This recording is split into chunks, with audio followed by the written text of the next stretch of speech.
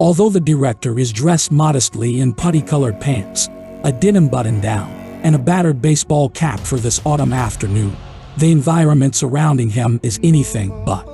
Snyder is surrounded by the components of a dreadnought, the super battleship that will threaten the universe when his original sci-fi epic adventure Rebel Moon debuts on December 22. Snyder vanishes into one of the countless cubbyholes found on the terrifyingly scary vessel in an instant.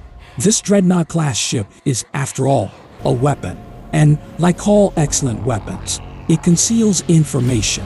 The star-studded epic Rebel Moon tells the story of Cora, Sophia Boutella, a lone wolf soldier who finds camaraderie and connection on the peaceful farming moon of Vel. She's far away from her previous life as a soldier for the Imperium, the brutal interplanetary royal empire bent on dominating the galaxy.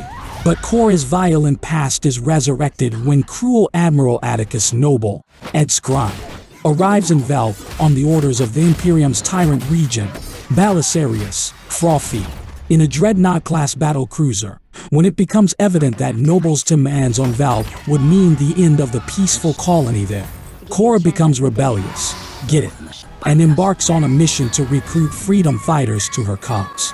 Along the way, Cora teams up with a scrappy group of warriors, including Vel farmer gunner, Mitchell Heisman, knightly robot Jimmy, voiced by Oscar winner Anthony Hopkins, mercenary Kai, Charlie Hunnam, ex-Imperium General Titus, Jimin Hoon-soo, former nobleman Tarek, Stas Nair, cyborg sword-wielder Nemesis, Duna Bay, refugee Milia C.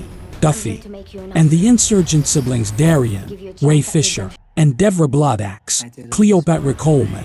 They're all misfits, Snyder explained to Tudum. They're all recuperating and finding their position. It's a film about finding one's family. In fact, the director, whose previous blockbusters include 300 and Man of Steel, goes on to tease a scenario in which Cora and her companions agree that the moon is so beautiful that it's worth dying on or fighting hard enough to survive on. That's really at the heart of the movie in a lot of ways. Cora finding a place to call home, something that she wants to protect. However, Rebel Moon features Snyder's trademark heart-pounding battle sequences. There are a lot of guns and weapons. It's an action movie, said property master Brad Elliott, surrounded by grenades, machine guns, and other props. So, how will Rebel Moon reconcile its pulsing emotional core with the barrage of pyrotechnics required for self-heating swords and battle-ready hammers? The crew behind the epic story is ready to explain. Unfortunately, robots like Jimmy are really having a hard time with reality. According to Snyder, Jimmy is kind of disillusioned and has lost the will to fight because the AI machines were designed with a specific purpose in mind. The fiery and principled Cora, the mighty Tarek, the vindictive Nemesis, the former gladiator Titus, and Husman's gunner, among others, have enough will for the entire moon of Vel. The picture, according to Dachin, is a battle between brutality and harmony.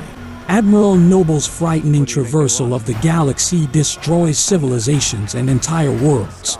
Vel juxtaposes the Imperium's nihilism with its benevolence and integration with nature. It's a place worth fighting for.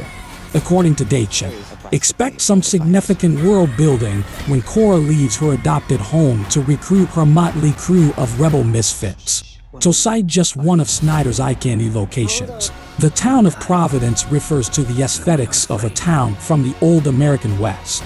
Obviously not. Snyder, who also directed and produced the zombie heist Army of the Dead and its precursor Army of Thieves, also serves as director of photography on Rebel Moon.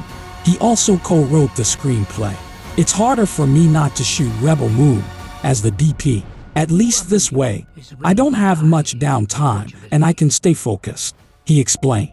It keeps me in it and it's really fun, naturally. Deborah Snyder, the program's producer, was especially thrilled to show off Nemesis' arms, which had gloves that linked to two very unusual blades. Her swords charge up with her hands and they become this heated element. She went on to say, "They're really something else. Expect to see this type of fiery equipment all over Rebel Moon." Certain guns employ what the prop department refers to as lava corks. These bullets are hefty and burn. We really aimed at getting our weapons to look different, Elliot told reporters. We came up with brand new shape language and brand new ideas.